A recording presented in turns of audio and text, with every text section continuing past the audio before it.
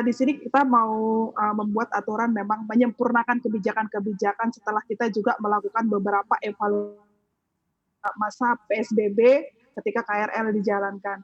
Yang pertama untuk balita. Jadi, kerap sekali kami temukan ternyata sulit sekali mengimplementasikan bahwa balita itu harus pakai masker di tempat umum. Jadi, di depan stasiun bisa kita ingatkan, tapi, dalam waktu yang sangat singkat, mereka sangat tidak betah dengan masker. Padahal sebenarnya ini untuk melindungi mereka dan kita melihat juga ada beberapa data bahwa balita ada beberapa yang terpapar COVID ini. Sehingga untuk melindungi anak-anak untuk saat ini sampai waktu yang tidak ditentukan, sementara ini untuk balita tidak dulu naik KRL sampai nanti kami melihat evaluasi demi evaluasi yang kami lakukan setiap hari, pasti akan kami sampaikan jika ada perubahan.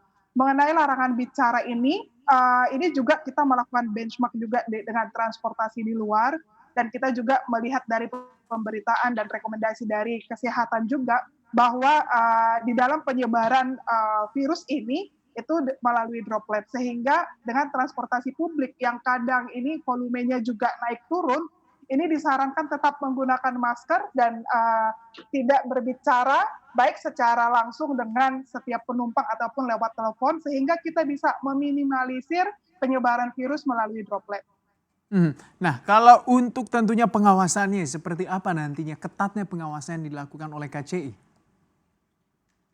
Selama PSBB ini kalau untuk masker ini sudah sangat tertib ya, di depan gate sebelum masuk stasiun itu kita harus cek, apakah penumpang kita sudah menggunakan masker atau tidak.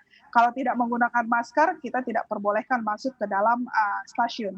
Demikian juga di KRL, kita juga kalau petugas menemukan pasti akan kita tegur dan kalau misalkan memang, sangat sulit untuk ditegur, kita akan turunkan dari KRL kalau untuk, masker ya, karena itu protokol wajib yang harus, dimiliki oleh penumpang kami, selain cek suhu tubuh. Jadi di depan gate sebenarnya kita sudah pastikan penumpang kita itu, menggunakan masker. Tapi kalau di KRL, kerap saja ada yang menurunkan, ya kami mohon kerjasama petugas juga, kemudian pengguna jasa komuter lain juga agar kita sesama penumpang juga bisa saling mengingatkan bahwa ini adalah salah satu cara kita untuk memutus tali penyebaran virus.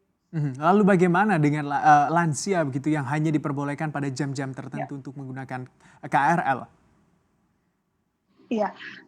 Di sini kenapa kami berlakukan juga karena di jam sibuk itu komuter lain itu bisa mengangkut seperti di stasiun Bogor misalkan ya itu lumayan padat sehingga mereka juga harus antri karena kita ada social distancing.